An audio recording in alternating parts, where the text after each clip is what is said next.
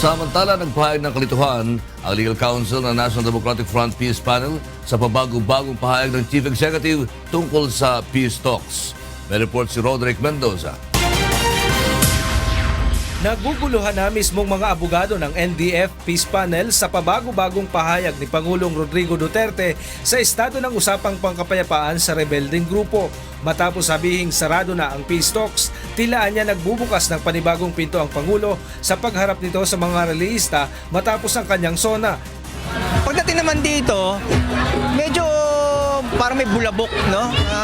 O siwang ng pagbukas na pwede pa mag-usap. Pero gayon pa man, panghawakan natin yung pinakahuli niyang salita. Sa kanyang press con matapos harapin ang mga relihista, muling sinabi ng Pangulo na pinatitigilan niya ang negosasyon. Iba rin ito sa kanyang binabanggit sa kanyang SONA kahapon. But believe me, it will not be for want of trying.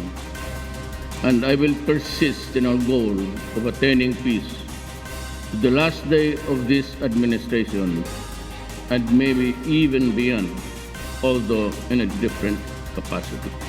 Ilang beses na ring pinatigil at kalaunan ay ipinagpatuloy ang usapang pangkapayapaan sa mga rebeldeng komunista. Tingnan natin sa mga susunod na mga kasi magpapaabot naman sila sa aming mga kliyente kung Roderick Mendoza, UNTV News and Rescue, Philippines.